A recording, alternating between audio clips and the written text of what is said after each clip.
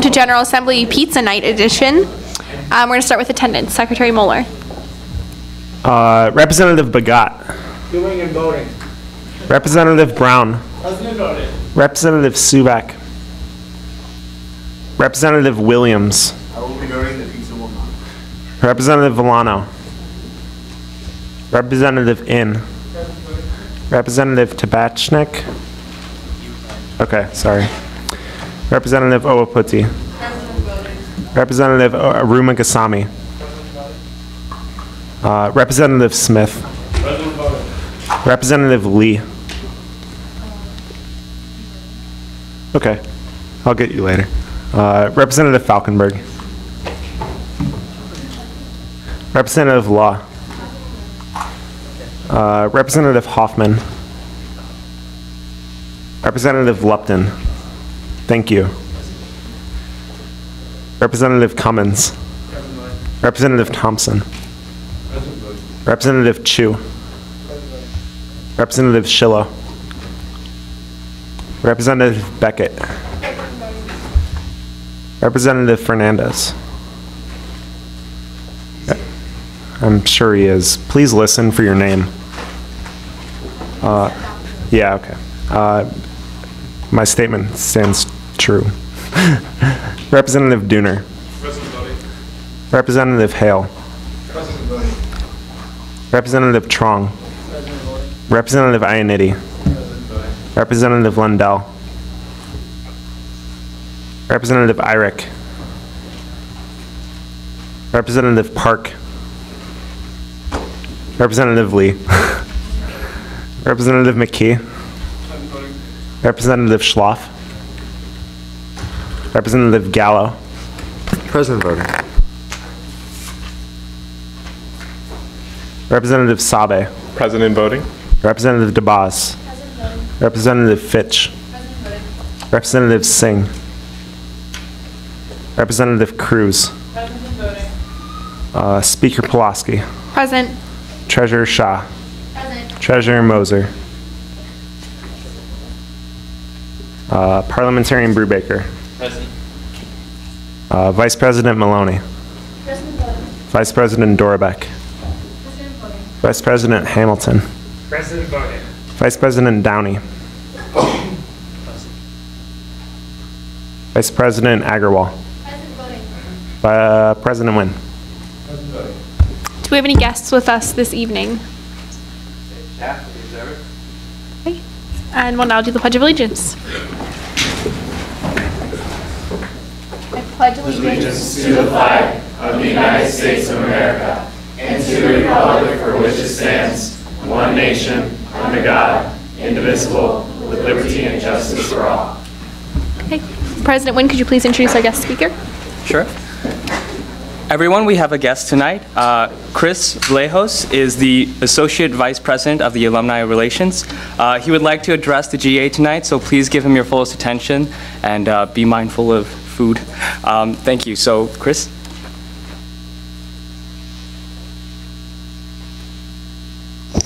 Thank you, Mintri. What a pleasure it is to be here on Pizza Night. Could not have picked a better night to be here. Well, it really is, it's a privilege for me to be here addressing USG. This is my third university. I've had a great relationship with the USG at Ohio State and the University of Arizona, where I was most recently, and it was a priority of mine to get around campus and to meet you. I've been at the university just 3 months. I came here from Tucson. I did not bring the weather with me. I understand that spring will happen here in Cleveland. I'm just not sure which week, but No, I have actually returned home. I was born in Cleveland. There are no old-timers in the room, except maybe, well, I won't say. Colleen, I think I've got you, but I was born at the old Mount Sinai Hospital, and I moved to Columbus immediately after I was born, where I grew up. I never really knew exactly where Mount Sinai was until I came to Case Western Reserve University in October to interview for this position. And as I was being taken on a tour of campus, someone pointed out there is where the old Mount Sinai Hospital is. And I thought, this is perfect, because after having been all around the country, starting my career in New York City 30 years ago, I have truly come back home. And it feels like it. This is an exceptional university. It's a school that I've admired for many, many years, and it really is an honor to be here. So let me get this out right away. I am not an alumnus of Case Western Reserve University. I'll pause now for the gasp. That's the first question I get. When did you graduate? I graduated in 1980, just not from here. And in case you're wondering, how can the guy that runs the Alumni Association not be an alumnus of this university? Well, that used to be the case. It used to be the case where a retired dean or a football coach or a faculty member would still want to serve the university, and they would essentially put them out to pasture at the alumni office. Well, these days it's more of a business, and whenever a position like mine opens up, a national search is conducted, and they try to find the best of the best, and, well, they found me, but it was really, well, I guess there's no good way to put that, is there? But I really am glad to be here. I'm just so pleased with what I found at the university and with our staff. This is such a welcoming place, a very diverse academic institution, and, you know, when you look at this school and say it's elite, highly selective, private school, yeah, it is, but once you get at this university, you find out how welcoming it is. Yeah, you find that the culture is very, very special, and I hope that you all have enjoyed your time here. By the way, how many are graduating in May? Quite a few of you. Well, I have a few things to say about that momentarily, but congratulations on your 4 or 5 years here. That is quite an accomplishment. And also, congratulations, Mintry, to you for a great term. I understand you've done some amazing things here, and I know he's smiling, but I know that you have. I'm not familiar with what that is, but maybe that's like a little, it's okay. And also, Divya, where are you? Congratulations on your election, and I do look forward to working with you during the coming year. But I really want to say thanks for your service. I mean, school is challenging enough with other activities, with what you do in the classroom, and here you are at 7 at night. I know you're enjoying pizza, that's just kind of a little perk of the job, but what you do on a daily basis, I mean, you live USG, you live this university, and where you sit right now, you have a very unique insider's view as to what goes on at this university. Not many students have the ear of the president, or at least directly, but you certainly do. And I would just encourage you to appreciate everything that you've learned here and take this away as you continue on your journey. And I guess that's the other thing. I recalled being a senior at Ohio State, and I was very active like you. I was just telling Mintry that I did everything on campus, Greek system, honoraries, all the activities. I did everything but USG because I didn't have the time. I suspect many of you do all those activities plus USG, so it says a lot about you. But toward the end of my senior year, I was really concerned about the internship, getting a job, what the next phase of my career was, and I had kind of told myself, I had a great career here at Ohio State. I really enjoyed myself. Okay, time for the next phase. And at an event kind of like this, the alumni director came to speak to us, and I recall saying, who's the old guy? He was probably 35 at the time. I'm much older than that. But he reminded me and the others in the room that this 4 years that we've spent at this institution, really just the beginning. And it just hadn't occurred to me. I thought I was really educated to do some great things, and sure enough, I got my first job in New York and my career was on its way, but I just had never thought of my affiliation with the university as a lifelong affiliation. And so if there's one thing that I have to say to you is to encourage you to stay connected with Case Western Reserve for life. And I really encourage you to do so. I encourage every student to do so, but especially you guys who've been so involved with the university, who've been so tied into the university's success for all these years. And some of you came in with Barbara Snyder 4 years ago, and you know what a great leader can do to turn around an institution. So I look to you as the next phase of alumni, the next phase of leaders who can continue to support the university. And I also have the benefit of not being on the fundraising side, and I go out of my way to say that because whenever I speak at alumni functions, and I do it very often, as you can imagine, the first thing I say to the alumni is, it's okay, take your hands off your wallet, I'm not here to ask for money. At least not yet.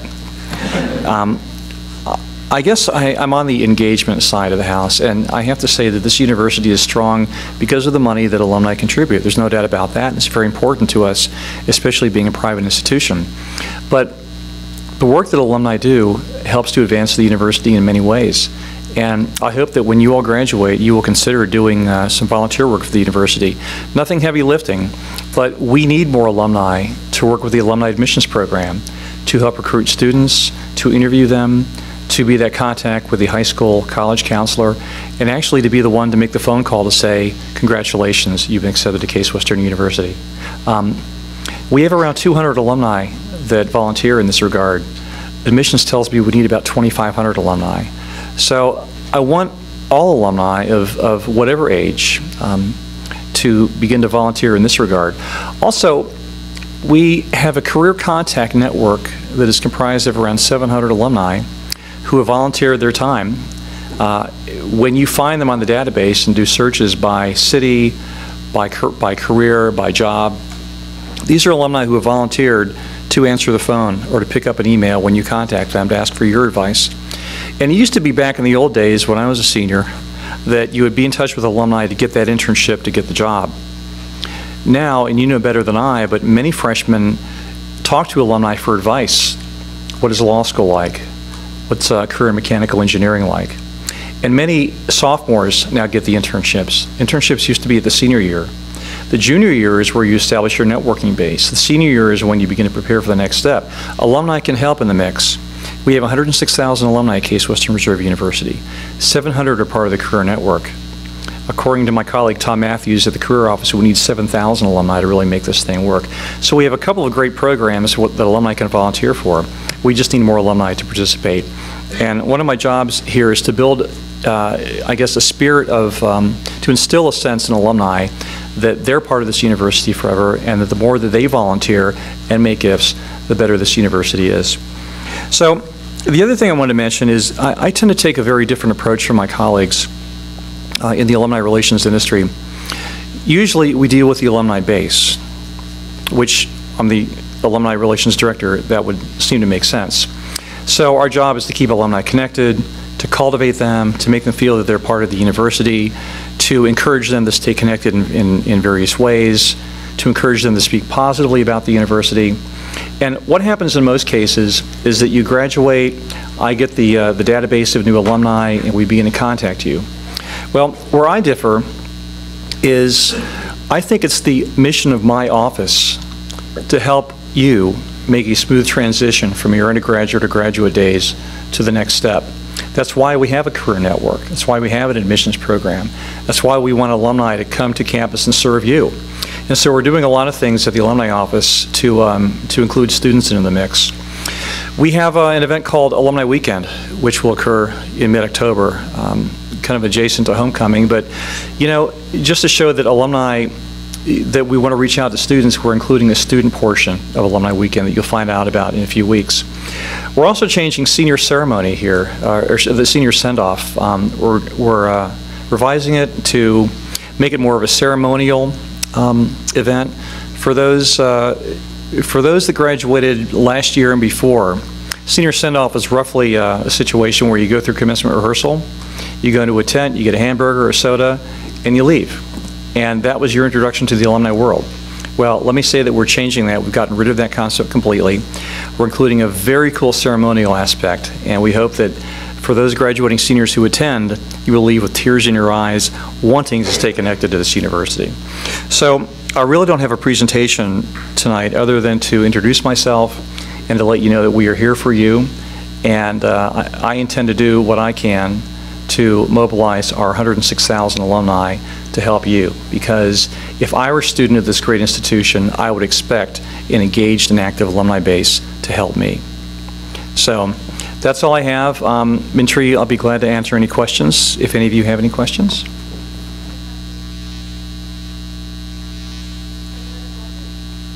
Thank you.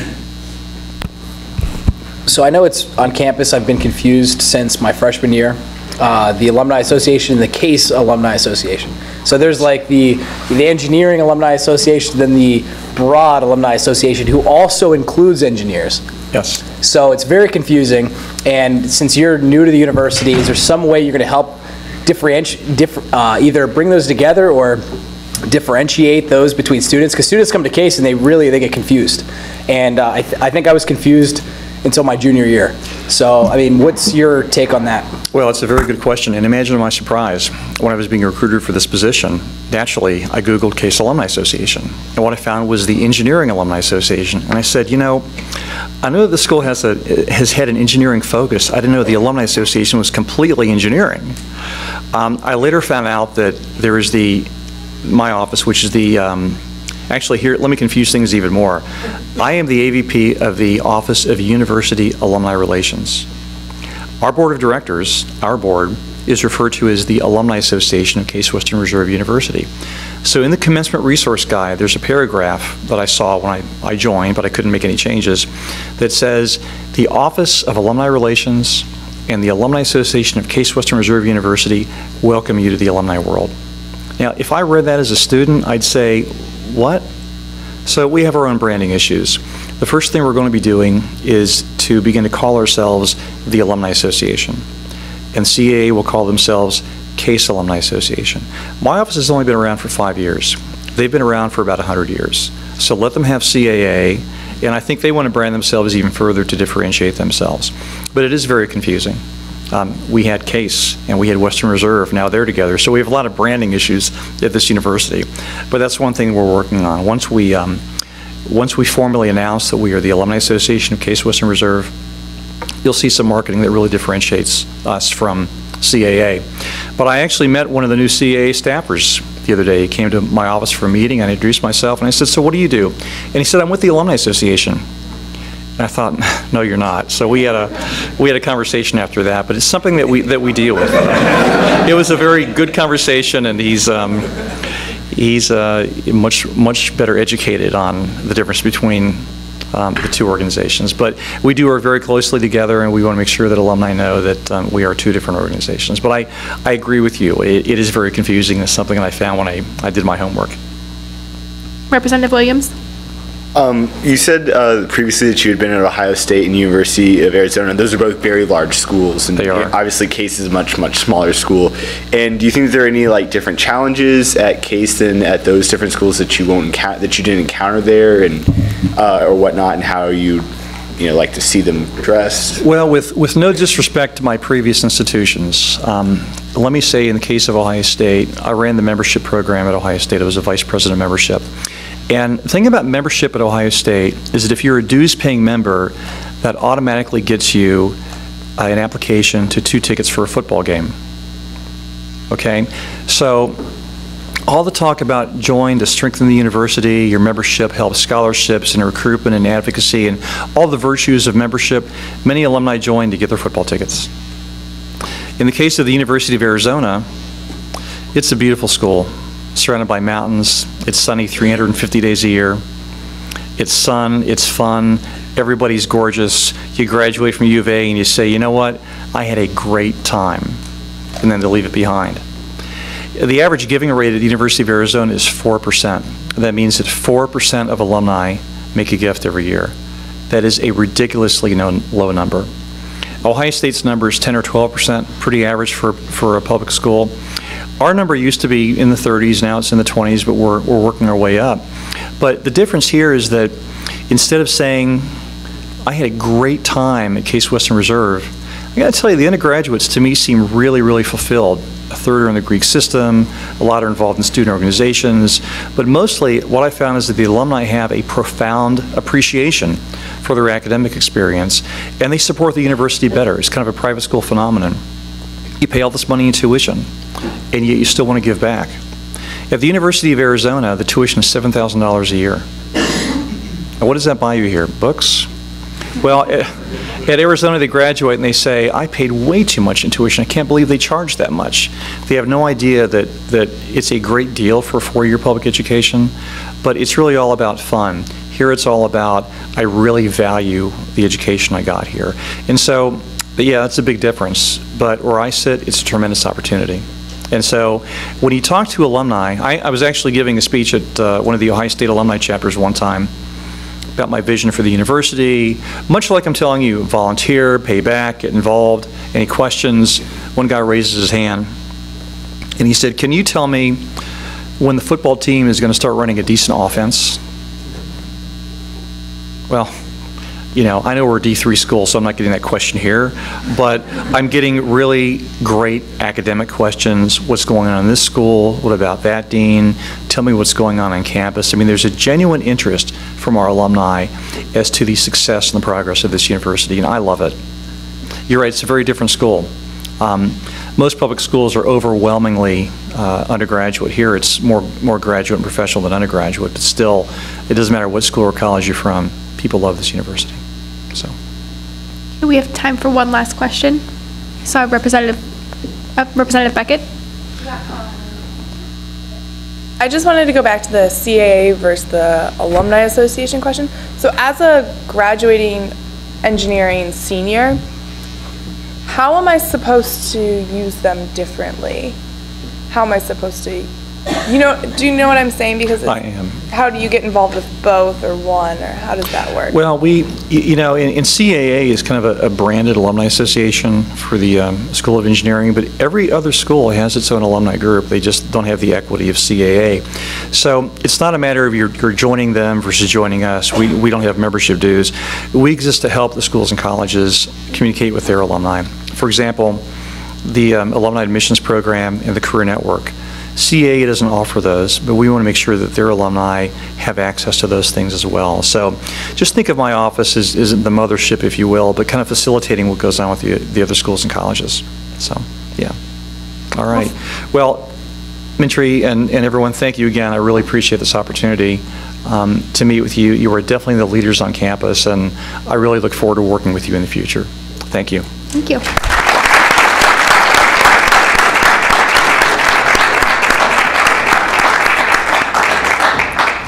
Okay, so we'll take this opportunity to move into committee reports. President Wynn. Okay, I don't really have much other than the schedule for the rest of the GAs, actually. So open to points. Points for President Wynn. Okay, seeing none, pay attention to that schedule then. Next week, we'll expect you to look super classy for President Snyder. Vice President Agarwal. Oh.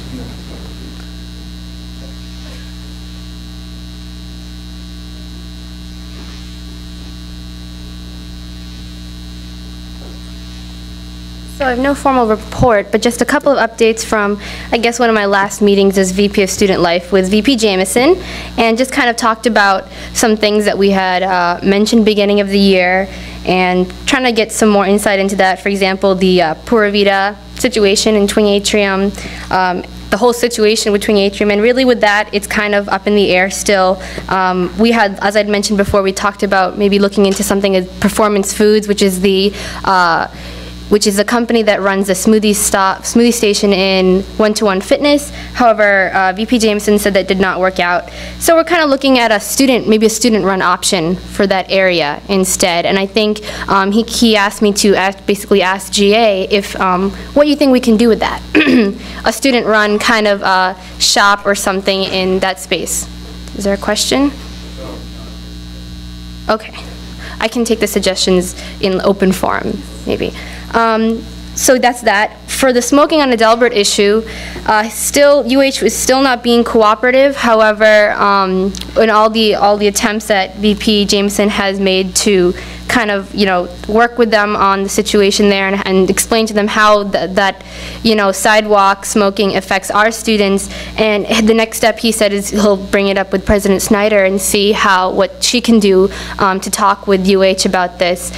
We clearly don't want to let it go, for sure. So we'll, as students, we'll kind of be in the background and make sure that we can continue to ask the administration to, look into this for us. However, we won't take any measures ourselves. I think that's up to the higher administration to work that out, as it is a very controversial and political situation. We also just talked about like the meal plan in general. In my committee meeting on Thursday, we had a lot of questions regarding the meal plan as a result of a lot of comments made on the feedback form regarding the meal plan. So I got a lot of insight on the meal plan situation, which I'll probably bring up in my committee. So if you are interested in meal plan stuff, you should come to my committee meeting and I'll give you the lowdown. Other than that, one very nice thing I found out is, as of yesterday, the new security booth on Northside went live, started. There's a person in there who started staffing it. It will be staffed 7 p.m. to 3 p.m., 7 nights a week, and that started yesterday, the Northside booth. I'm open to points. Secretary Mueller. I think I remember where it was from last week, but to clarify, it's by like It's by Clark Tower. Okay, Clark Tower, yes. Representative Bugad. Will the student life improvement grants, will we know what happens with them through you or through VP Downey? Through VP in the next report from VP Downey. It's on your agenda as well. It's on the agenda, correct. Other points, Vice President Maloney? So the booth will run from 7 p.m. to 3 p.m. the following day? Well, it's there'll be a person in the booth every night from 7 p.m. to 3. Sorry, I meant to say a.m. I'm sorry. Oh, okay. That makes more sense. I'm so sorry. Yeah. That makes more sense. a.m. Excuse me. 7 p.m. to 3 a.m. Apologies. Any other points? Okay, seeing none. Is there a finance report for the night? Okay, so please refer to your agenda for the finance allocations as well as the student life improvement grant allocations. Treasurer tip of the week is included in your board report as well. Vice President Hamilton.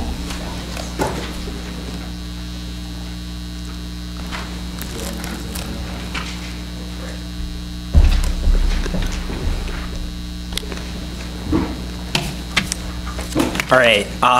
Thank you to everyone who came out to the Undergraduate Teaching Excellence Awards reception. I appreciate it so much. I'm glad you could be there and really have this interaction between students and faculty members. I remember I went to the Wiki Award reception, I don't know, 2-3 weeks ago, and I don't know, it didn't seem like people were interacting as much as with this. Like, professors were all like clumped on one side and students were all in the other in circles, and just, yeah, I felt like ours was better. Yeah.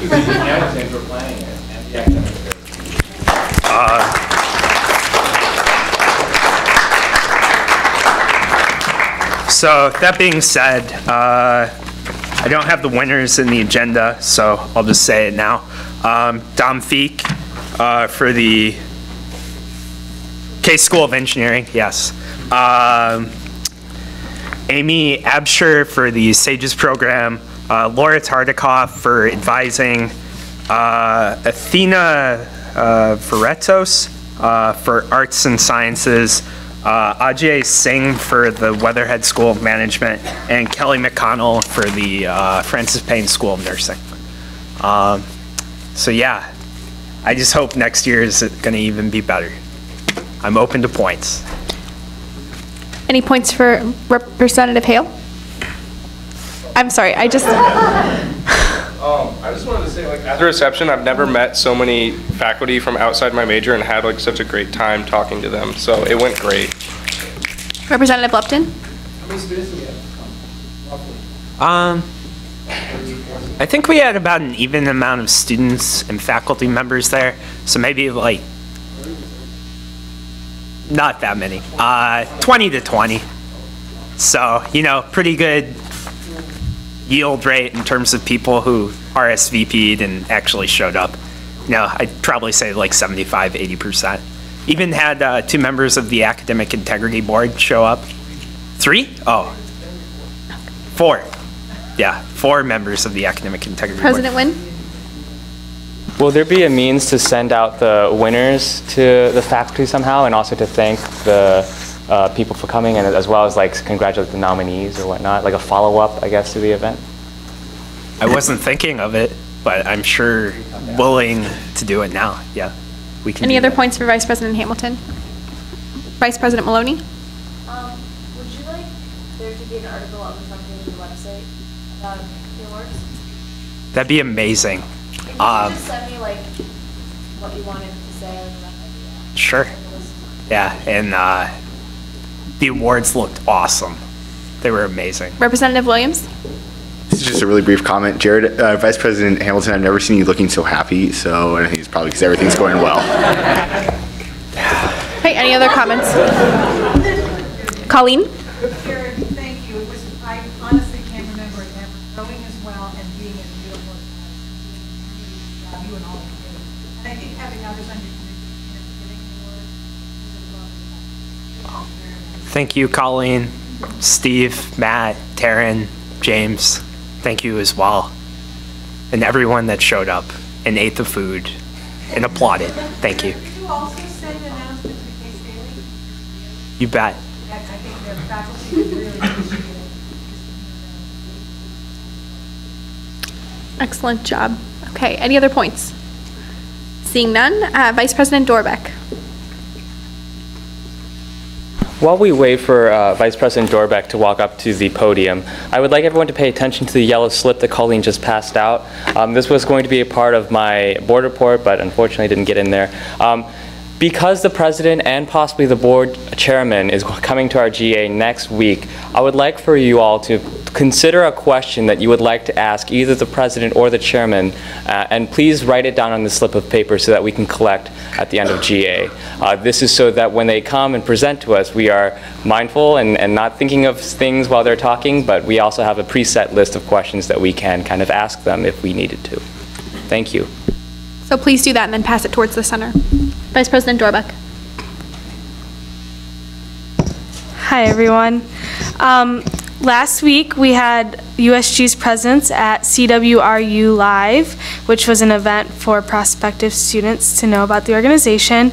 And Robin Crotty from the Office of Undergraduate Admissions was very appreciative of our attendance. And I'd like to open that up to announce that there's another CWRU Live event on April 21st with more students expected to be in attendance. So I'm going to pass around this nice little yellow slip. If you're interested in being there and talking about USG, again, just put your name down. And this time I heard there were students coming in before 4:30, so I'm asking you to be there at 4:15 or any time from 4:15 to 5:30.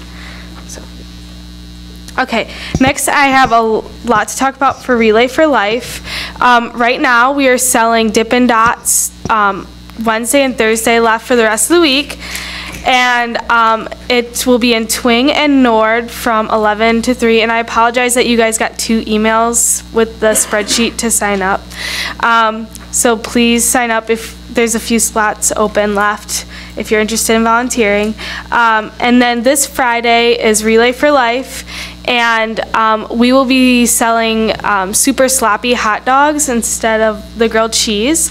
And just some of the toppings that we'll have are like baked beans, nacho cheese, different types of chips, hot peppers, etc. Just fun things that students can pick. And I will be sending out a Google Doc for you guys to sign up to walk and to sign up to work the fundraiser. And everything's really fun and themed, so I hope that you all come out. And yeah, so I'm open for points. Points for Vice President Dorbeck. Representative Beckett. Would it be possible to just make it open access to that spreadsheet, because I'm still having trouble? To the Dippin' Dots one? Yeah. Okay. All right. I will look into that for you guys. Representative Lupton. With the hot dog thing, could we have something like crazy, some like crazy toppings? Like, so what's like jelly beans. Yeah. Okay. Crazy thing. For sure. I'd love to get like, that. Or Cheetos. Yeah. Some like eccentric Hot fudge, peanut butter. So we'll entertain, maybe Vice President Dorbeck can send out another email with topping suggestions. Yes. Yes, Representative Lupton. Just a point, I've added up how much money we got this year, and it's more than last year, and the total amount is $105. Nice. Excellent. Nice. Really good turnout. You guys were doing a really great job fundraising, so thank you for all that have helped and all that have supported. We really appreciate it. That's right. Any other points? No, Representative Hamilton, Vice President Hamilton. Maybe I wasn't paying attention, but that's probably. But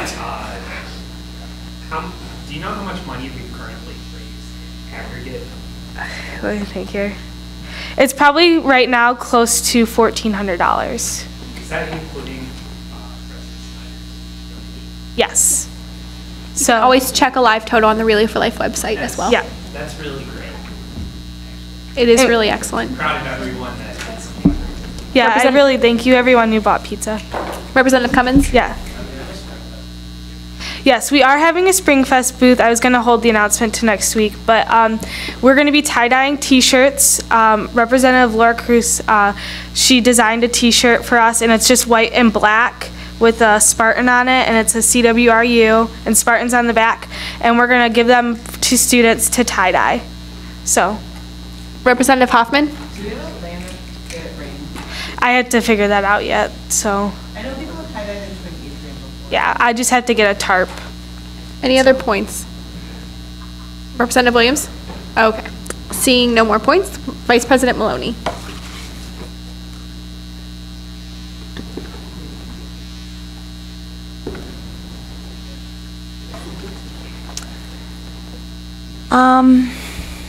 Yep. So just a quick announcement that I wanted to make.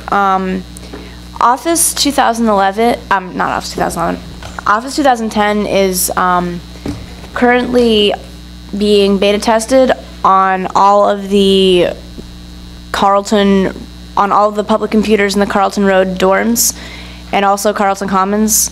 So Michelson, Glacier, Cush, and Carlton Commons. So if you live there or you're in that area, can give it a try, and if you have any feedback, you can let me know, and I will send it on to Student Affairs IT so that hopefully we can get, hopefully they can get Office 2010 rolled out to all of the public kiosk computers on campus soon, so you'll be able to open Office documents directly on those computers, which is a feature that we've had requested a lot. Yes. Vice President Agrawal? So is that just the reader, or is it the full? It's the full version of Office 2010. Office. Okay, great, thank you. Any other points? Representative Beckett? I just want to point out that this is like you can open Docs X and like Excel X. So if you live up there, it'd be really awesome to try it, because if we say it works, then they'll put it all over campus. Other points for Vice President Maloney? Oh, and one more thing. Also, Skylar sent out an email to the GA list. If you have any questions about the upcoming Google Apps transitioning, just let me know. But it should be a pretty painless process because it's at the stage of the process where it should be okay. Sounds good. Any other points? Representative Fernandez? What is the Google Apps transitioning?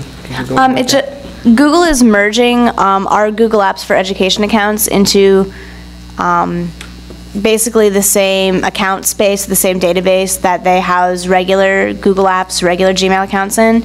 So this means that we'll be gaining access to some new Google Apps features with our case accounts that previously we didn't have, like Picasso web albums, and there's a whole list of, a bunch of, Google Voice. The email explains it fairly well. Yeah. In terms of so basically, you'll just be able to access new Google Apps features with your case account that previously you could not. And you'll be able to use your case account on YouTube and things like that if you want to. So, yeah. Any other points for Vice President Maloney? Okay, seeing none, thank you very much. Are there any caucus reports this evening? Representative Bagad. Kool-Aids and comments was a jolly good success. Jolly good success. Open to points. Jolly good. Any points? Secretary Mullen. Why was it a jolly good success? What kind of feedback did you get? I just wanted to use the phrase jolly good success. No, there was constructive feedback that I'm still working through it. I had to go home this weekend to Chicago, so I didn't look through all of it, but I'll be updating the rest of the caucus as well as the administration about the comments we've received. Any other points? Representative Fernandez. The caucus reports. Representative Fernandez. The School of Engineering dean decided he couldn't meet with us today, which was Tuesday. So he's going to be meeting with us next Friday at 2. Open to points. Any points? Okay, any other caucus reports? Okay, Okay, seeing none, we'll move into old business. This evening, because next week is the last General Assembly of the year, we will be closing nominations because they cannot be elected anymore because it is kind of moot. So we can entertain those motions at this time to close the open nominations for representative positions. Representative Williams? Motion to close all the aforementioned representative positions. Okay, so those positions are now closed and permanently vacant. Is there any other old business this evening? Okay, seeing none, we'll move into new business and the election of the fall election commissioner. President Nguyen.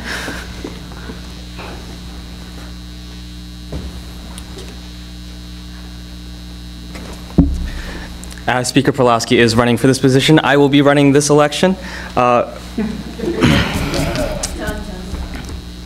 All right, so I would like to now, is there a motion to open elections for the fall election commissioner? Oh, they were voting? Oh, my bad. I would like to entertain additional nominations. Seeing none, we will now start with, yes, Gary. Move to close nominations for the fall election commissioner. Second. So moved. The candidates who are in the election commission right now, who do we have as candidates? We have Allie. She declined. So we only have Allie. I declined.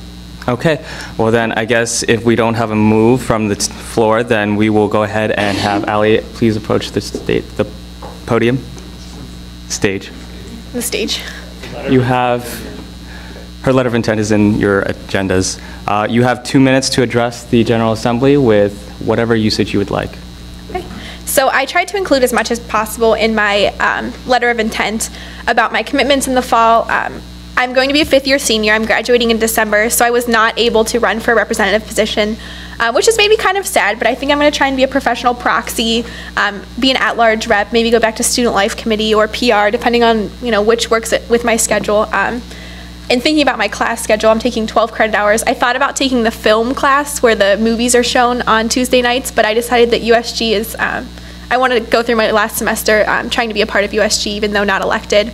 I have very low commitments in the fall. I do hold positions within my sorority. I'm the director of our alumni relations and the director of our rituals, but that's really light for the fall semester, especially in the beginning.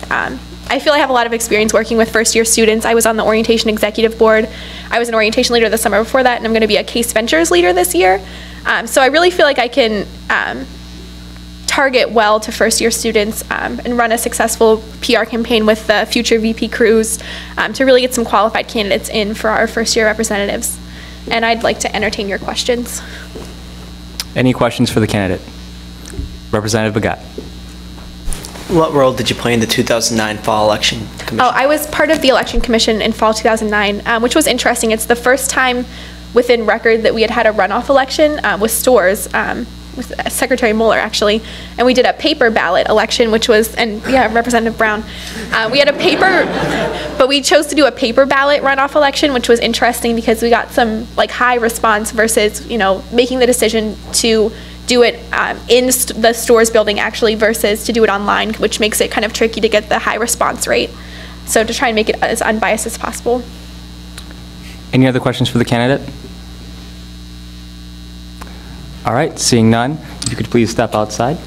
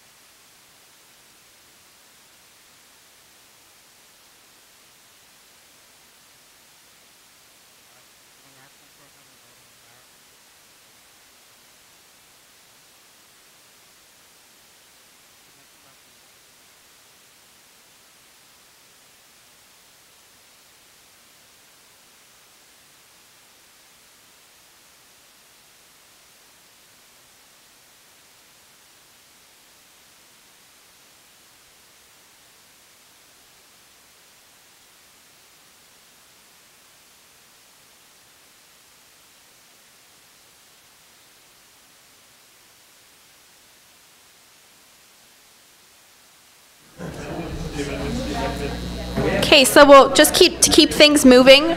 Tonight, we want Representative Bagat. That'd be great. Nope. Oh. Yeah, you can do that. Okay. Okay, so Resolution R 20-09, is there a speaker in the pro? Vice President Maloney. While she's making her way to the podium, we'll also be opening nominations for secretary and treasurer tonight, so you keep that in mind in terms of things that are happening. Take us away, Vice President Maloney. Okay, so this resolution. Okay, so this resolution is about the distributed antenna system that was presented to GA on March 29th. If you remember that. This is just a resolution stating USG's, support of and interest in the project, and also asking ITS to remember to consider areas of frequent student areas that students frequent when they choose antenna locations, to make sure that residence halls and such receive the same the same care and antenna placement. So that is what the resolution is about. Okay, any questions for clarification for Vice President Maloney? Representative Lupton? Just wanted to see if there was any reason why the Be It Resolved section, usually there's somebody you send it to as administration. So that's usually why we do it, and there's not something there. I was wondering. Oh, there should be. Operating by, I'm reading the wrong thing. Sorry. It's okay. Vice President Agarwal. I don't know if it would be appropriate to include Joel Kraft on here or not. I don't know if this is his department, seeing as he is student affairs, IT, and this would directly affect students because it would affect the service and residence halls and whatnot. I wasn't sure about that because he is director of student affairs IT, but this initiative is being carried out by ITS, so I'm not really, I'm not really sure if he would have any say in it, I guess is what I was thinking. I'll consider it though. Okay. Any other points for Vice President Maloney? Okay, seeing none, is there a speaker in the con? Okay, seeing none, we'll move into discussion on Resolution R 20-09. Representative Hale. I am. So I kind of hold resolutions as an opportunity for us to provide specific input beyond what has already been established. So is there anything in this resolution that is new that they haven't talked about or decided upon yet? Representative Beckett. Okay. This one's asking them to focus on student areas when they're putting in the system. So they decided to put in the system, but we're asking them to make sure that they pay attention to students and not just faculty. I'm sorry, Doug is passing me notes. Did not mean to get distracted. Representative Dooner. So I think it might be useful in some ways to have a list of areas, but I don't know if this is the right place or time to come up with that list. I'd be next semester, I'd be happy to, talk to these people and make sure that students are well served, because I think we all have in mind, we all have at least one room at Case that we cannot get cell phone reception in, right? So it's just a matter of compiling a list like that, right? Representative Hale. So moving off this, did the committee sit down and speak with ITS about where they're intending to install these? Was there ever that discussion? Not really anything that specific. So could you about what you did do to find out more about this?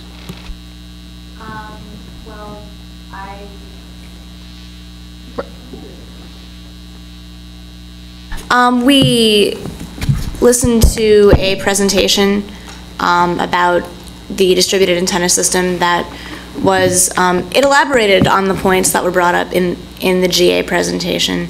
So antennas would generally be placed in the ceilings of buildings in a location where they could be connected to the campus dark fiber network. Specific buildings that were brought up, I believe, included Sears, Sears Library Building, and PBL. I guess there already is a cell signal repeater in the building, but that system would be removed, and then a new system that is part of the DAS would be implemented there. So to improve reception even further in that building. And then residence halls were mentioned just in general, but no buildings specifically in that category. Representative Thompson? Basically, depending on the company they go with, you know, their antennas be of different strengths, and they come in before they install anything back to the computers and figure out where everything should go. So basically, as long as we tell them, like, you know, make sure you like check residence halls and like places that aren't necessarily just academic. Representative Williams? This is just a quick question, but I know like on other committees that have formed within the university that USG or other students have sat on like some sort of a committee with that to like help like say like this is what the students want. Would there be a possibility to say in here that like that we request that one of a USG member beyond the committee in whatever form it is to help that along so we can feed our suggestions towards that person? USG already has representation at its PAC, which is the Information Technology Services Planning and Action Committee. And so the DAS initiative was originally proposed at the its PAC Customer Service and Support Subcommittee meeting, which we also have representation at. So there's already USG representation at the meetings at which this would be discussed, and if any new committees were formed more specifically for this initiative, we'll have USG representation there because we're already in those channels of contact. Vice President Hamilton? There's also an undergraduate member on the Faculty Senate Information Technology Committee. Okay, other points on the resolution? Representative Hale? For be it resolved 1, to me, like, I don't know, I might be naive in this. Is it usual to include a clause that says, be it resolved that the undergraduate student government supports this plan? Because to me that seems a little redundant since the resolution itself is sort of in support. Representative Williams? I think I would almost further move that the second be it resolved clause some way become the first, because I think that's the prominent feature of the bill, and I think that's like mainly what we're looking for. I mean, I think that, you know, we're supporting it, but I would move to amend to switch the two. Is that friendly? Friendly. Okay, so 1 and 2 are flip-flopped. Any other points for discussion on the resolution? Representative Hale? Can we go back to like whether or not it's usual to include such a clause to say we support something? President, would you like to comment on precedent? I don't know, see, I can't remember and draw back from all resolutions that I've seen whether or not this is a common practice or not. I don't see the harm in it. I know that it is kind of a redundant thing to say, but I think it says it a little bit clearer than just having the title be the spoken word of it. So I have no problem with it being in there, and it's kind of just what we would feel, you know, is appropriate. We think it's redundant or not. Yes, Colleen? The only thing I can offer is that our title, it just says in 5 years, and it wasn't a USD plan, it was a plan by a department, and it was supported, it was presented and supported by the presented. So the difference, if you create the plan, it's different, when you create the tax, it's different. Because you didn't create it. So that's why it's different. And yes, it has been done before. Okay. It's called endorsement. Any other representative? Everyone just put their hand. Representative Thompson. Moved, or called a previous question. Okay. Is there any dissent in voting on resolution R20-09 at this time, as amended? Okay, all in favor of resolution R20-09?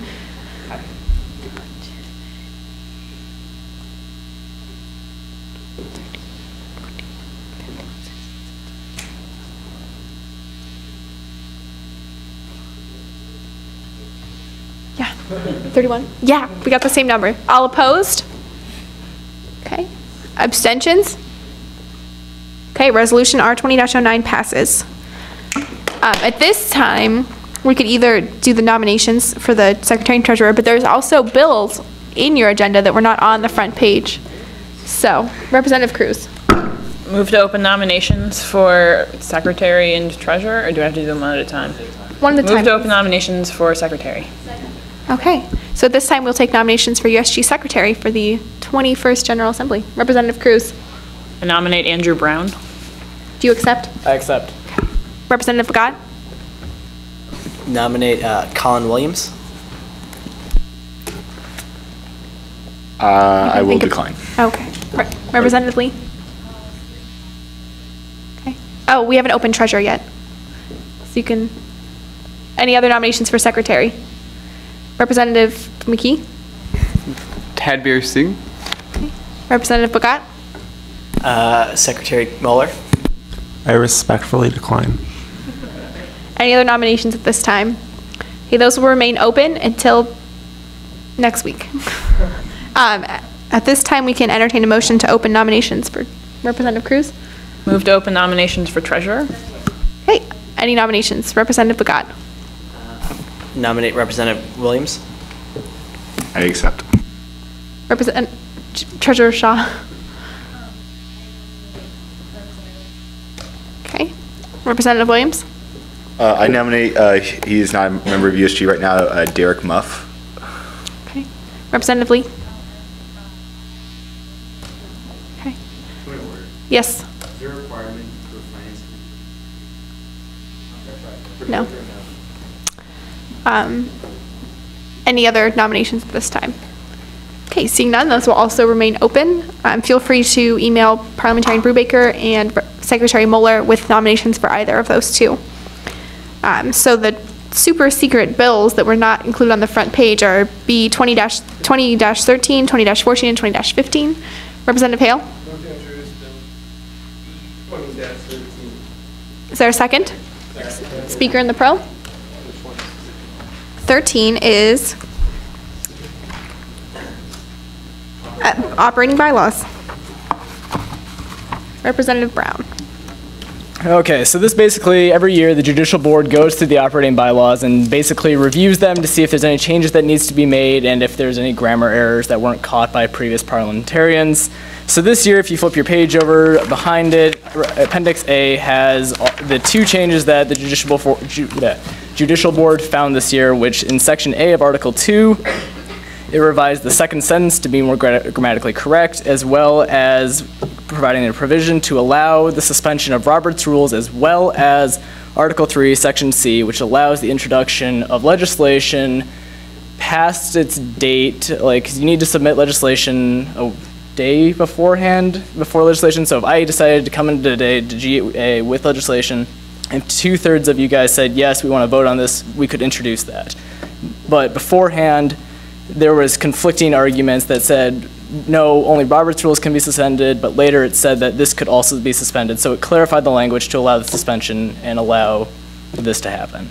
As well as in Article 9 of Section A, this year, Secretary Mueller has made attendance public record, so it codifies that attendance is public record for everyone to see. Open to points. Points for Representative Brown. Representative Fernandez. Point of personal privilege. Granted. Representative Lupton. Presiding officer, is that the speaker? Yes. Yes. Because in the fall, should it be before a speaker is elected, the presiding officer of the USG is the president. And if the president is not there, the vice president is student life. So it allows the flexibility of that. And this is needed because any of us can suspend Robert's rules at any time, but the speaker doesn't have any power to. Is that why? Because the speaker actually can't introduce anything. So that's why I see this being in here. Because I'm pretty sure that all of us can move to suspend at any point. Yes, any representative can move to suspend Robert's rules. Yeah, so this is good. That was not changed in this version of the bylaws. Other points of clarification on the bill? Okay, seeing none, we'll move into discussion. As a reminder, we'll allow this bill is required to be tabled for at least 1 week to be voted on, so tonight we'll allow 6 minutes for discussion, if needed. Representative Beckett? Can I move to table Bill B 20-13? Is there any dissent? Okay, the bill is tabled until next week. Representative Williams? Motion to introduce Bill B 20-14. Yes. Is there a speaker in the pro? Parliamentarian Brubaker?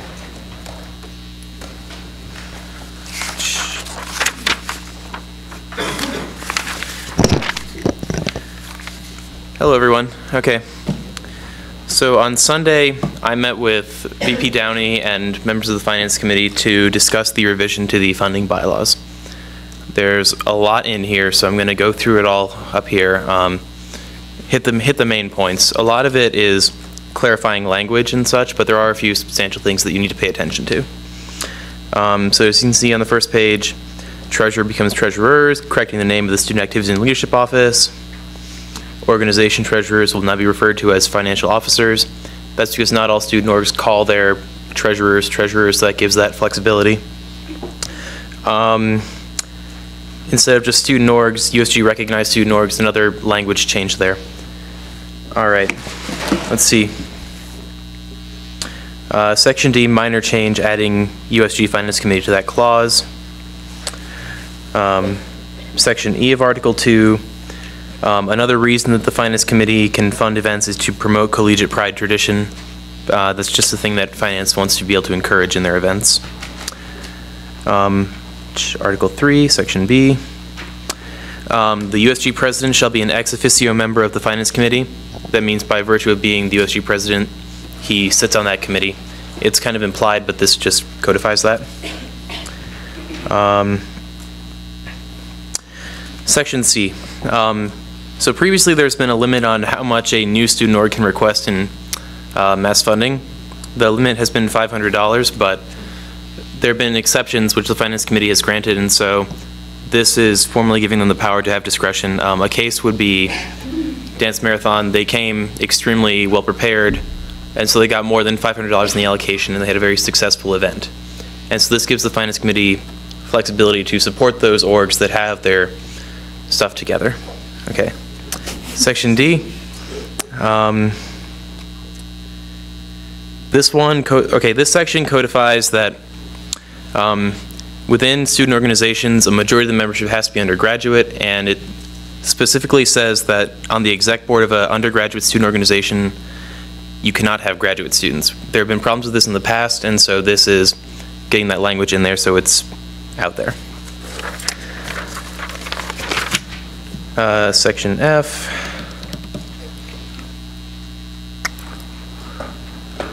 Okay, the change here is under the organization type subpoints.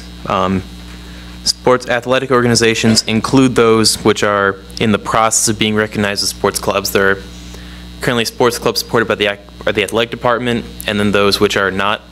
And so this just kind of adds that extra distinction. Okay, that's that. Section B of Article 6 codifies that the Finance Committee will now hold meetings at the beginning of each semester for the treasurer or, the financial officer or president of each student org, and they have to send one of those members to get updated on the mass funding process and how all the Finance Committee stuff will work. Section F just adds trophies as something that the Finance Committee cannot fund. Section G, delete program event funding, and it's just event funding. Section J refers students to our website for additional information on these bylaws. Okay. Section M. This refers to the policy of USG of giving out a loan to student organizations, effectively fronting money for major costs, which is then paid back by the organization. Under the bylaws right now, those have to be approved by a 2/3 vote of the General Assembly. However, since this is a matter that really doesn't necessarily need to take up GA's time, the change here is that the loans will be approved by a 3/4 vote of the Finance Committee. And so there's still a high threshold there for approving such a loan. And this doesn't happen very often. It's a very rare case. Finance committee members can, like Representative Hoffman can speak more about this if you have questions, but that is that. Let's see. Section C, just the 80% rule is being relaxed. All right, there's some relabeling of sections going on in section 13.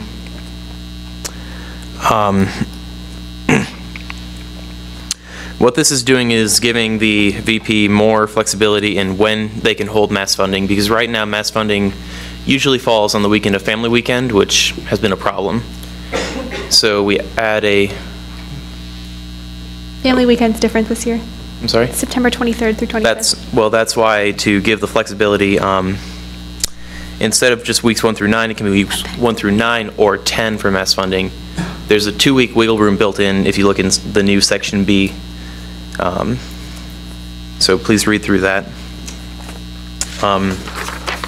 That's really just a date change. And it says that the USG VP of Finance will make whatever dates are chosen available by the 2nd week of classes. So there is flexibility, but you will know the funding schedule by the 2nd week, so you can prepare for that. Finally, there's a new article being added, Article 15, the Finance Advisory Council. This year, VP Downey solicited the input of students who were not affiliated with Finance Committee, who were just presidents, treasurers of organizations, and he used their feedback to help him make the funding process better. And he requested that we include a section in the bylaws to kind of codify that you can create this Finance Advisory Council and that they can be there to advise the VP. So that just formally codifies that option, and we relabeled the last article. That was a lot. I'm open to points. Points for Representative Lupton. I have a question on Article 6, Section B.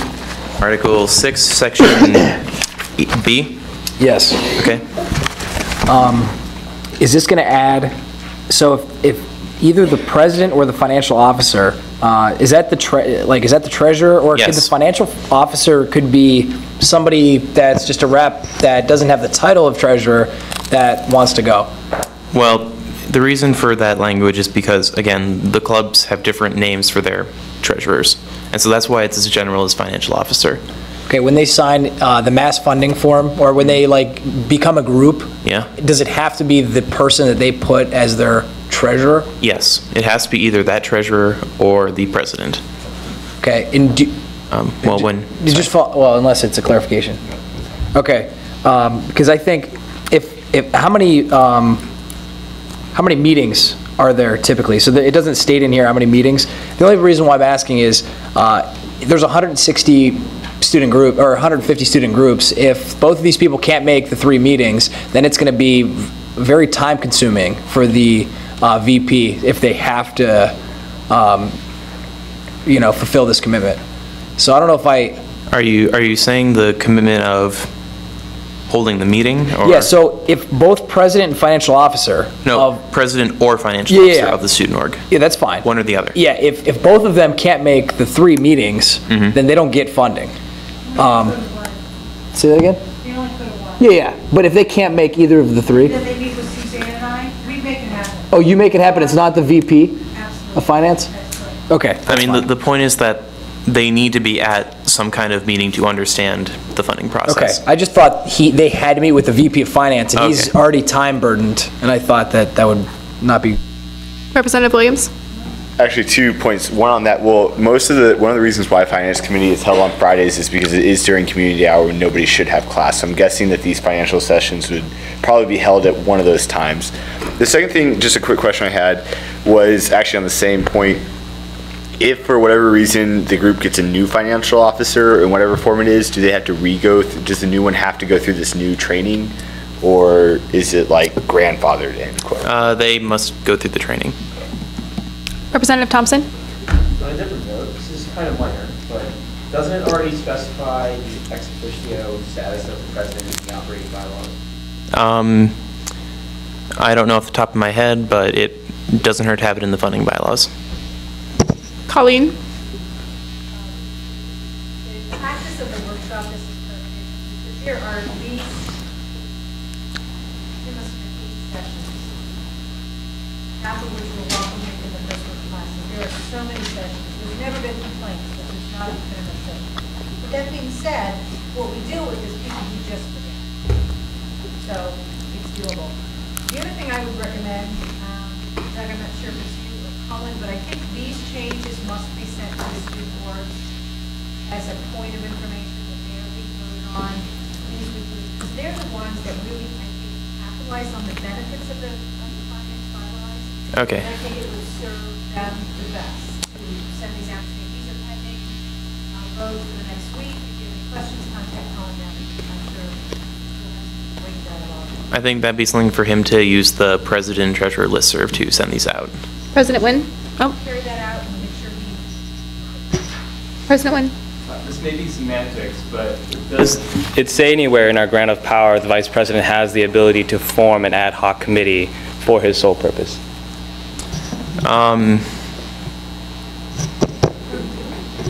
The president can, but I do not think that the vice president has a sort of power in that in the Constitution to form his own committee or ad hoc committee. So I think the wording here, because we've already passed the Constitution, it will have to involve the president, and the president will have to form this official committee. This year has been very kind of a trial kind of thing, so it's just been like that. It hasn't been officiated. But if you're going to put it in the bylaws, it needs to have the president be the one. So how about we add, someone can propose an amendment that this Finance Advisory Council is subject to the approval of the president to be established. Okay. And that way it's still under the president's purview. Any other points of clarification on the bill for Parliamentarian Group Baker? Okay, we'll now move into discussion. Again, keeping in mind this must be tabled, we'll allow 6 minutes. Representative McKee? Okay, so 3 things. Take care of that one first. Move to amend Article 15, Section A, so that the first sentence reads, the Vice President of Finance may at his or her discretion appoint a council of students to assist the Vice President with evaluating and improving the funding process of the USG Finance Committee. This council is subject to approval of the USG President. By the USG President. May I make the suggestion that that be the last sentence of the section? Sure. Okay. Make that the last sentence. Friendly. Is there a second? Second. Okay, now it can be friendly. You can continue. Yeah. 1 second. Yeah, 2 grammatical things. Article 9, Section E, move to eliminate the 0 in of. And Article 9, adding Section E, if the date O0F, move to eliminate the 0.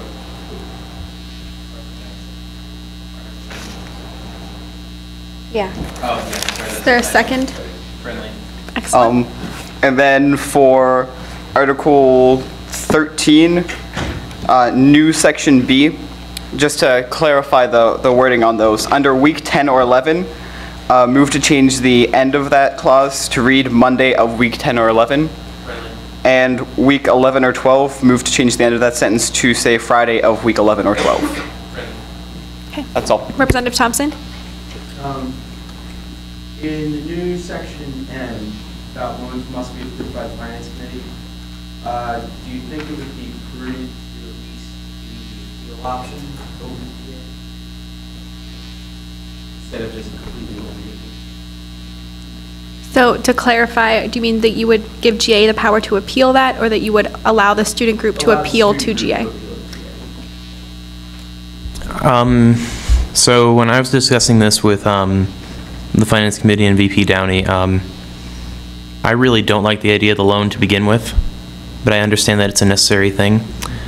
And so personally, I would rather have the Finance Committee and Colleen be the stopper on that. I think that they understand best what is happening with that money, and that, to be frank, I think that if 3/4 of the Finance Committee cannot approve a loan, then I think it's probably a bad loan to begin with. So do any of the Finance Committee members want to comment on that, though? Representative Brown. Move to amend Article 15 to state the Vice President of Finance may at their discretion appoint a council.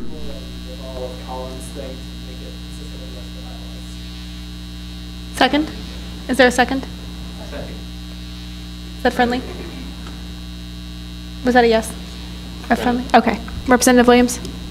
Article 13, the new section B about the new timeline. A motion to amend the last one where it reads the USG VP of Finance shall provide. The amendment would read no later than the second week of classes for the current semester. Friendly. Is there a second? Second. Okay. President Wynn.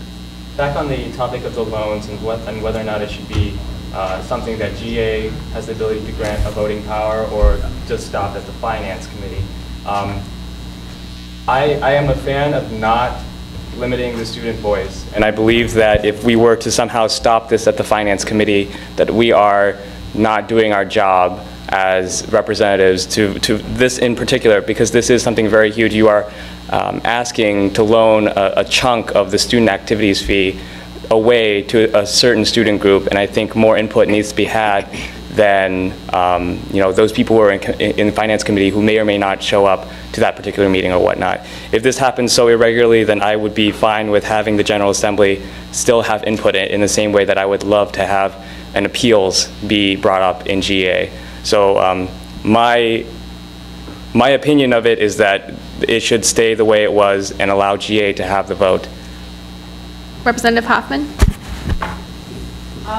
I like the idea of having Finance Committee have the first vote and having GA have the second vote, just because as we kind of had a funding experience last GA, it sometimes works better with people who are very familiar with funding and how a student group is run and its history and all the ins and outs of funding. And then if some group feels very strongly, kind of how we witnessed last week, they can come and talk to GA.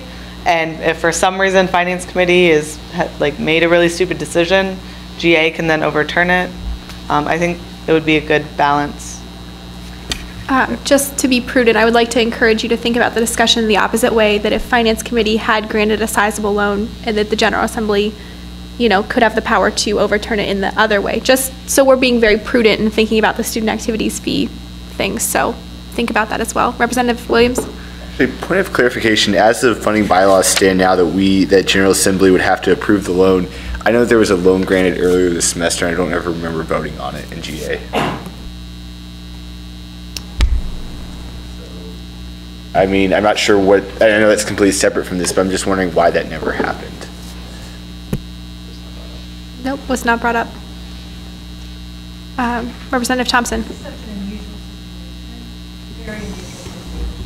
And I think if you classify all of the cultural events as a loan situation, that would be true.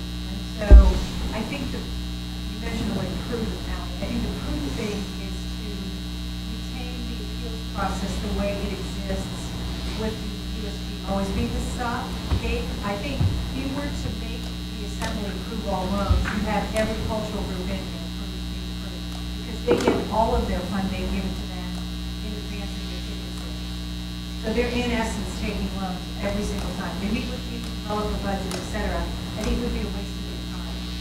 Just to consider, I think the process of standing committees is such that they're set up by nature to do the work under which their mission falls. And the Finance Committee's mission is to allocate funds. So if the organization does get a no, it makes sense that they should go back to the Assembly for yes. But I don't think the Assembly, this is just my opinion, I just think you'd be wasting a lot of your time saying yes to every single bit of money that goes out in advance of any ticket sale. Because that's what it is. That makes sense. Parliamentarian Brubaker? Then I guess on that note, I'd be willing to entertain an amendment which would give GA the power of appeals, but I would also like to have the loan threshold higher than to 80% as opposed to 3/4. It's a small change, but just. Okay, other points of discussion? Representative Thompson?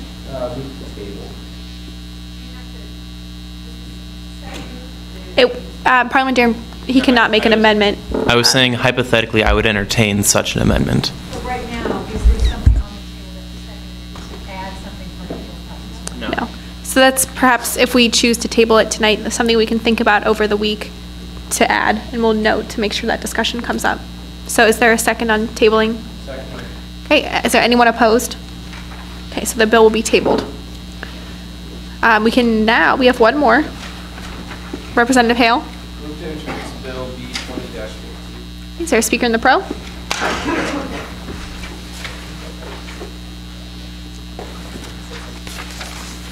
Hello again.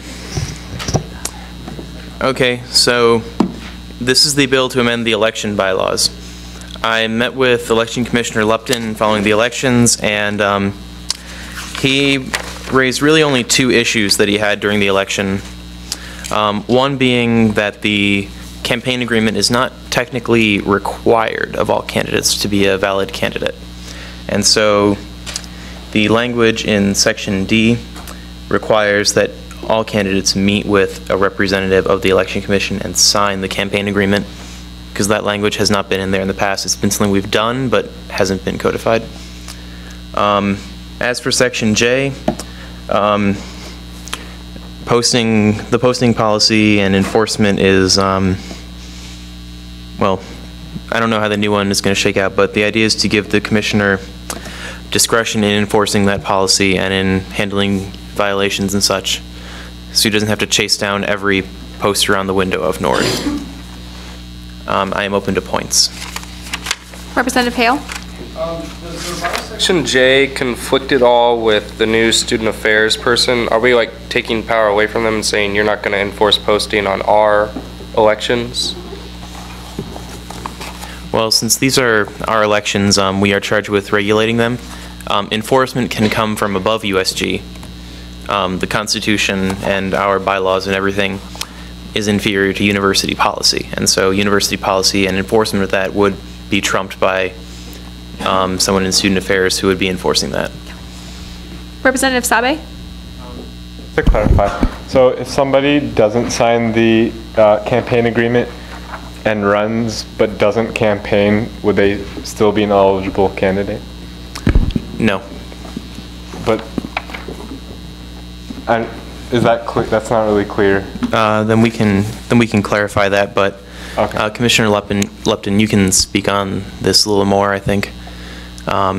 Just candidates getting elected who were elected by, well, I'll let Commissioner Lupton explain.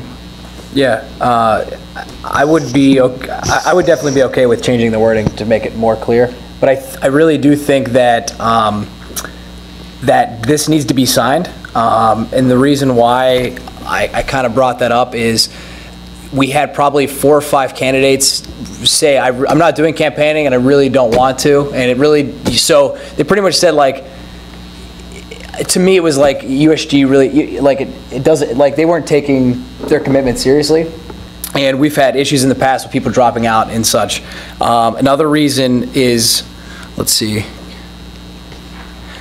this year the engineering caucus, what happened, it was only 6 representatives running, and we needed 5 more, and we had like one person wrote in, another person wrote in, another person, your mom, you know, like there's, you know, if your mom wins out, like I got to contact your mom.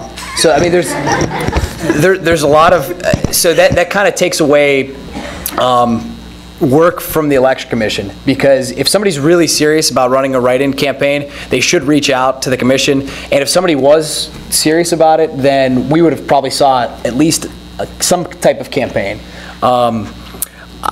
This is definitely up for discussion because it is a campaign agreement, and it's not a you have to run, you know what I'm trying to say, like it's a campaign agreement, but when if I want to write in, why do I have to sign a campaign agreement?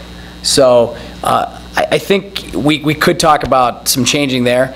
As for Section J, the reason if the university isn't going to enforce their own posting policies, then why do we have to enforce them as well? So there was a couple that we really didn't want to enforce, but since there was nothing in there, we had to enforce them, and it was just very tedious. Like for example, kiosks. You're only allowed to, instead of, they have 4 sides, you're only allowed to put 1 flyer on a side, okay? That's a pretty stupid rule, because if you want to go out there, you should be able to put 1 on each side. Second, that it is 1 per posting service, and each of those areas is a posting service. So you are allowed to put 1 on each side. Yeah, I think it said per kiosk in the original wording. The new one should change. Yeah, so I mean, there was just some really stupid things that I saw, and I think the new one will be better, but I just think there should be something in here. If the university isn't going to uphold their end, and we think we could have some wiggle room there, then we should be able to.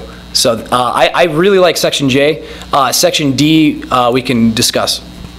Perhaps make that a campaign and candidacy agreement and clarify that the candidacy is nullified if you do not sign the agreement. President Nguyen? Okay. Representative Beckett? In Section D, it also says you need to meet with a representative of the Election Commission, and I know I ran from abroad and Shangbo's running from abroad, so I think maybe adding something about having it be at the discretion of the election commissioner or something so that people who are not in the country can still run for positions. Okay. Maybe Other points of clarification on this bill at this time? Representative Lupton? I think instead of has met with, it could be has talked with. So I has moved, confirmed their candidacy with. Yeah, that'd be fine. Okay. Other clarification points on the bill? Because these are more discussion frames. Okay. Is there a speaker in the con? Oh, yeah. Okay. Now we'll move into discussion. Representative Brown? Okay. So let's move to amend it, has confirmed their candidacy for Section D. Make that amendment that we just spoke about right here. Okay. And then further. Well, is that friendly? Sorry. So can you read this, the change that you want to make? No campaigning shall begin until the candidate has confirmed their candidacy with the Okay. Like, has met with, or arranged, like, or if abroad, like, Well, the amendment was already seconded and clarified as friendly, so you can make an amendment on the amendment if you so choose. Okay. I think I like the amendment because they have to sign the USG campaign agreement, and the wording in the agreement kind of says that that person has already talked to them. Okay. So it kind of works out there. Representative Brown? Yes. Okay. For Section J, move to amend the, instead of election commissioner, at the discretion of election commissioner, make it the discretion of election commission for enforcement, because that way it's not unilateral. Because that way there's not just one person enforcing this unilaterally. Okay. Is that friendly? Yep. Okay. Representative Thompson? I'm just a little confused. So you're saying there's no campaigning for any USG position unless they've signed an agreement whatsoever? That would be the aim of the change. So you're basically eliminating write-ins? Write-ins would have to either electronically or physically sign the agreement to confirm their candidate. No. No, because if they don't get their letter of intent in on time, then they are not on the ballot. Oh, okay. All right. So write-ins still exist, but making sure they're serious write-ins. Okay. Representative Sabe? I mean, like, the people who were written in are actually, like, they actually had to sign the campaign agreement and maybe campaigning, but just were too late. Like, So to be really clear with this, write-ins, in the past, to give you a little history, Mickey Mouse nearly won an election one year for one of the freshman residence halls. And it was really difficult because Mickey Mouse is not a student at Case Western. Mickey Mouse did not sign a campaign agreement, but somehow was very close to winning. So this would eliminate the, the commission has to go through that and decide what is actually a serious suggestion. And if someone campaigns for Thor for president, that they would actually have to confirm that they're a serious candidate in order to take that attention away from real candidates. I think that's the clarification there. So in case Mickey Mouse or Thor want to be president. Secretary Mueller. One thing it says in the election bylaws is that these write-in candidates are subject to everything that the actual candidates agree to anyway. But at the same time, I think it's a good idea to require them to sign this because it would be very difficult as the election commission to be able to keep track of someone that you don't know is running for something. Vice President Hamilton? I seem to remember that I believe Sion Hong was a write-in candidate for the nursing school last year, and she lost that election until whoever defeated her by a narrow margin withdrew. At that point, she became the third representative to the nursing school. So there has been a time when an actual write-in has sort of technically won after some withdrawals. That being said, I think I just randomly came up with the idea of doing the campaign agreement because I wanted everyone to actually understand what they could and couldn't do, or at least optimistically thought that. So anyone could notice a posting violation and then report it. Parliamentarian Brubaker? One point about the write-in election of Representative Hong. If she had been required to meet with the commission and to sign the agreement, then we would have known up front that she actually was not an eligible candidate for that position. So I think it is very important that we require them to meet with the commission. She was not eligible because she was graduating in the fall. And so to avoid these situations, I think it's very important that we require the meeting and the signature, or electronic or otherwise. Okay, other points of discussion on the bill? Representative Sabe? I mean, maybe this would be up to the election commissioner, but let's say someone doesn't sign the campaign agreement, would their name be pulled from the ballot? I'm assuming it wouldn't be on the online ballot. Because I just know someone who ran and didn't sign the form, and his name was on the thing, and he won because there were a limited number of candidates. Yeah, this past year, I think there was 5 people who said they didn't want to sign the form. They said they weren't going to do any campaigning whatsoever. They really didn't matter. They were like, I'll let my letter of intent speak for itself. And that's fine, but I have no way of, are they really going to take this seriously? I don't know, I just wanted a little bit more, I think it'd be nice to meet with them face to face, just to talk about US, just to get an idea, do they really care about making this commitment? So this past year, I think 4 people won that didn't sign and didn't do any campaigning. But next year they, I don't know what it would say, but I guess they would be taken off from being voted on if they don't sign it. So. Representative Thompson? Representative Brown? Just to piggyback off what Keith is saying, I really think that having this amendment and this new clause for Section D really helps, because over the last 2 years that I've been in USG, we've had a lot of turnover for positions. So we have a lot of representatives stay for a couple months and then they'll quit. So I think by having this new clause that you have to meet with the commission, you have to say, yes, I'm campaigning, and I think it'll give people a lot more incentive and they are more invested in doing USG if they truly want to do it. Therefore, we're going to have less representative turnover in the following years after this, I think. Representative Beckett? I move to table Bill B 20-15. Okay. Is there any dissent? Okay, the bill is tabled until next week. At this time, is there any other new business? Okay, an open forum, right? I don't have my Secretary Moeller. I'm sorry. Okay, so from the feedback forum, 2/3 of the comments came from me, but one of them that didn't come from me was increasing the amount of juice products available in the drink machines on campus. Apparently there's a huge demand for them because this person can never get their orange juice. I don't like puddles. Please send me pictures of puddles the next time it rains so I can get them to an administrator, because I really want to get rid of puddles. And then the last thing was, as a nutrition major, I can't get into the building that my department is in. I think I have to contact someone, but I don't think that's appropriate here. Bye. You're supposed to be able to.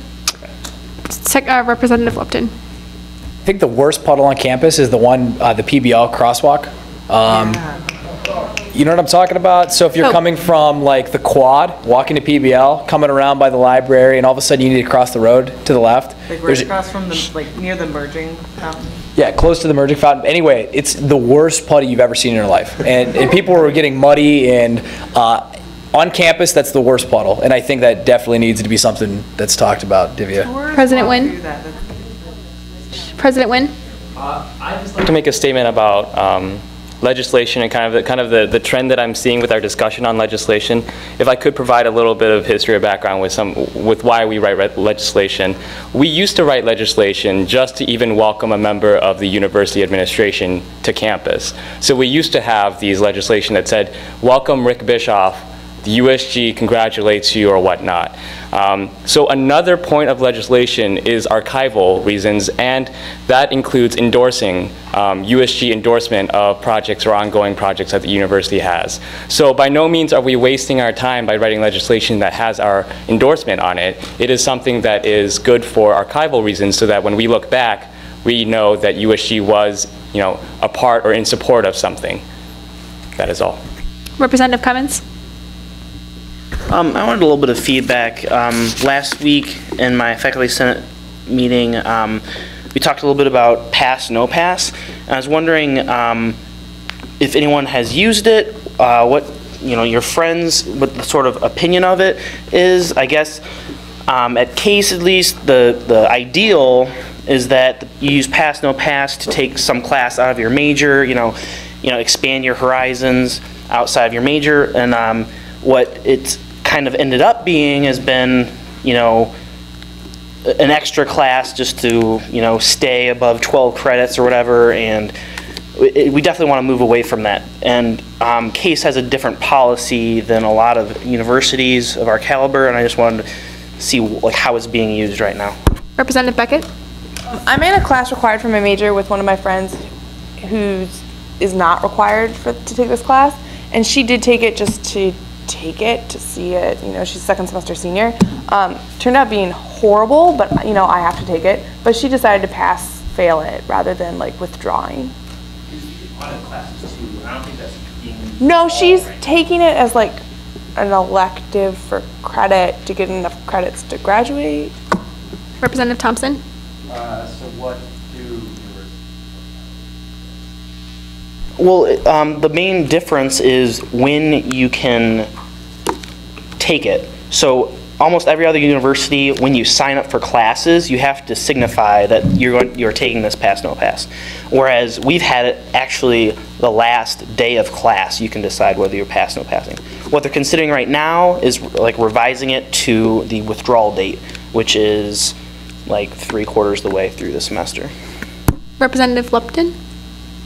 People actually sign up with pass, no pass. I mean, you do it throughout the semester. I don't think anyone knows. Yeah, because I really, me being on campus, a lot of the people that I've talked to that do pass, no passes, I'm getting a C in this class. I think I'm going to pass, no pass it. So. Representative Thompson? My big concern is, as for most scholarships, the retention is 3-0, and if you realize you're going to get a D in this class, and that you'll lose your scholarship, and then the pass, no pass is moved up to withdrawal date, your only other option at that point will be to withdraw from the entire semester. And so I think that would be the ideal. And that's why I would want to keep it at least. The scholarship stuff is changing. It's going to be based on whether or not you are on probation or not academically. So that isn't going to concern so much. Representative Hoffman? I like the pass, no pass being at the end of the semester because it allows you to see how you're doing in the class and seeing whether, I know I'm taking 2 electives this semester that I could pass or no pass, so it's I'm waiting to see which one I want to use it on. And then I know I've also used the audit option, and I think people tend to use the audit option more when it's I audited a graduate level class that I definitely would have not wanted to pass. I definitely would have failed it if I had taken it. So I like the audit option just because I was allowed to go to the class and participate without even thinking about credit. So I like that we have all options, and I like that it's at the end of the semester because it allows you to go through the entire class, before you choose like what you want to do with it. Right, you can see it that it also can get used that way, right? I mean, true. I know a lot of people who use it when they're changing their major. So let's say they're going from like a BS to a BA or something, and they're like, well, I'm going to pass fail this class because I'm no longer a BS, so I don't need this anymore, something like that. But is that really abusing, or is it just? I personally abused pass no pass when I went from nutritional biochemistry and metabolism to nutrition and realized that I did not need bio 215, and I had two finals on that day and one the day before. So I decided to pass no pass it so that I didn't have to study quite as hard for my finals because it wasn't relevant anymore to my career, but I still got the material from the class. I just didn't need the grade. Vice President Maloney? So I guess so when you sign up for Pass No Pass, you actually have to put a reason on the website. Are they like, when they're saying that it seems like Pass No Pass seems to mostly be used to, you know, keep above full-time student credit requirements or whatever, is that actually based on the data that they get from like the actual Pass No Pass ballots? They review pass no pass, but they don't let you know whether or not it's been approved until after the deadline's over. Yeah. Which I think is a little strange, because if you pass no pass it on the last day of classes and you decide that like, okay, this is great, like I don't have to worry quite as much, they don't tell you until like 3 or 4 days later, like sometimes your final might have passed, you know what I mean? And so that, I think that is like a kind of a strange so I guess like nuance. Like, how do we know if people are actually like trying to use it in a loophole-y sort of manner? And if so, like, because I feel like if you were trying to like, if you're a loophole kind of person, you're probably not going to care too much about that W on your transcription. You're probably just going to withdraw from the course anyway. I don't know, I just feel like the benefits of having Pass No Pass the way it is right now kind of outweigh the drawbacks that people could potentially use it as another loophole mechanism. Colleen? Off subject instead of the subject. Oh, any other pass no pass comments? I just wanted to continue to comment. All the professors, I mean, they're all pretty idealistic in general, and they were, what was I going to say? All right, come back to me. Colleen?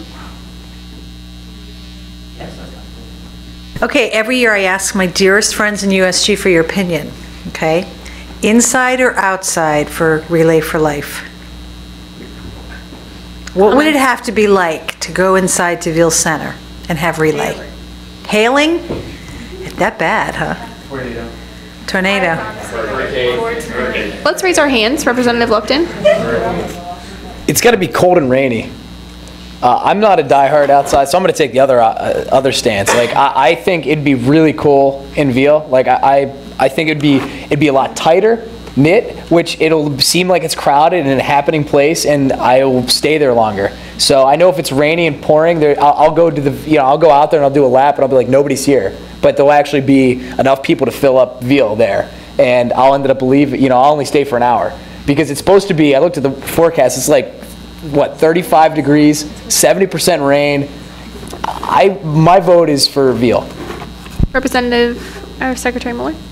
I was actually going to mention the people might stay longer thing. Representative Vice President Dorbeck. Sorry.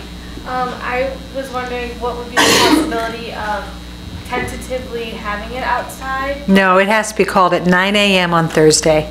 Okay. It does, Well, because of I the mean, tenting and such. Yeah, what I'm saying is like if you know by Monday of that week that there's a 70% chance of rain, to say inside. You know what I mean? But not restricted to only inside. President Wynn? I always thought of it that if you are close to the village where you could, ask to stay with a friend or wherever, that you're more likely to stay outside if it is raining and cold, as opposed to it being cold and raining outside and having to walk all the way to Ville, especially from north and south side. Chances are the population of students who attend might decrease. Representative Hale? Kind of going off what Mintree said, if it is held in Ville, is there any provision to get students back and forth to north side through this cold, rainy, awful weather? No. I mean, there's no busing and there's nothing in the budget for that. We had to use the money elsewhere. Any other points of discussion on this? Representative Lupton?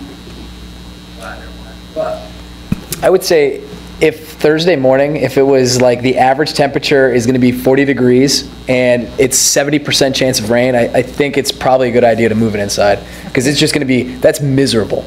Okay. That's my feeling.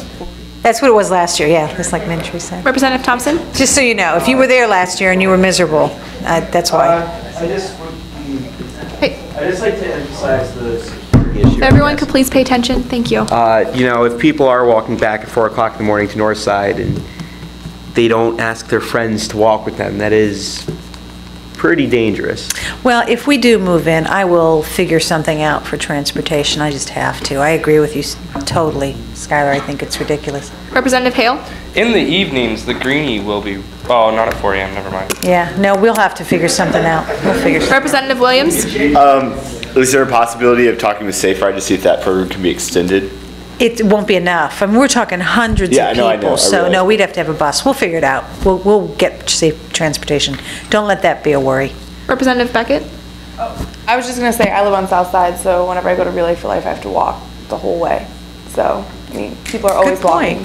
Very good point. Representative Oputi? So, sorry, so if it was inside, how would it work with like, because I know there's always like, they have things going on in the lawn, like they have like yoga or whatever, so how would that work in Veal? Because the inside, the track is really small for... President Wynn, Logistics Chair of Relay for Life. It will work. Other points of discussion? Okay, other points generally for open forum? Okay, seeing none, we'll move into announcements. Representative Williams?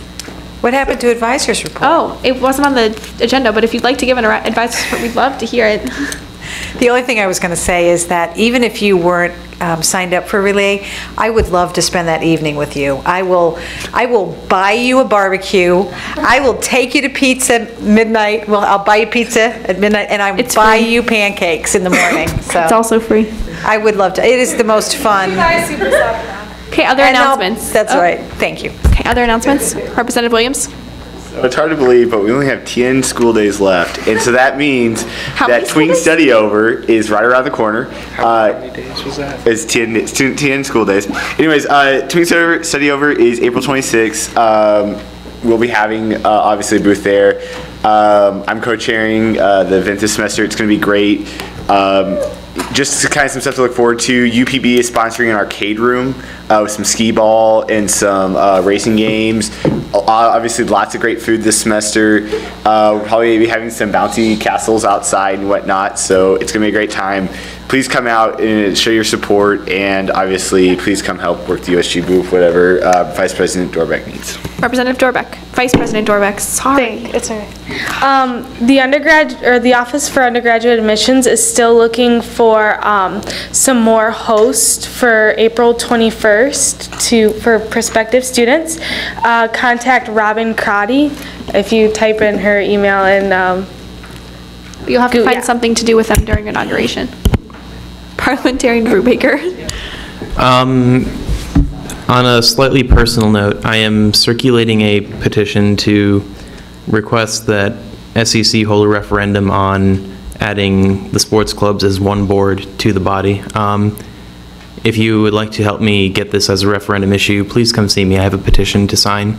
If you're not sure, please sign so that it can be a student decision. And if you want more information, please come talk to me. Representative Hoffman? To go off what Elena, Representative VP Dorbeck said, so last I heard, there's like 170 people signed up for that overnight, and it'll probably get up to 200 because our plan is not to turn anyone away. And right now we have like not that many hosts. So please host. You can also contact me. You have to live in like case-owned housing, but like most fraternities and sorority houses count. You can't live off campus. So like really consider hosting. But you still have to find something to do with them during inauguration. Yeah. I mean, so give them to a friend for now. Yes, it is. April 21st is our inauguration. It starts at 5:30. So you will need to come up with a plan to like buddy up with a friend who's not in USG potentially. You can make it work. You're innovative. Representative Lupton. Just a reminder to fill out your president and board of trustees questions. So make sure you set that on the back table. So make sure to fill these out. Secretary Moeller. So it's getting towards the end of the school year, and I feel like a lot of students at CASE, this has always been one of my big issues with students at CASE, is that they don't get out of the CASE bubble at all. And I would just like to encourage you to get out into the Cleveland area. It's a great city. I don't think students see much of it at all. And the Cleveland Indians are 8-2 right now. Go see them. They're in first place. Thank you. Friday is College ID and Dollar Dog Night, the perfect storm. Except you should be at Relay for Life eating our hot dogs. So it appears as though I may have won the election commissioner, but it's really difficult to tell from the notes that Parliamentarian Brubaker sent me. Please read them. It says, no, she will do an awful job. Kidding. Yes.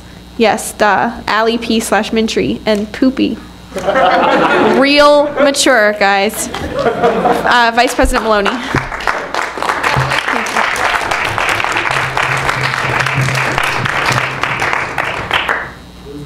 No, Vice President Maloney.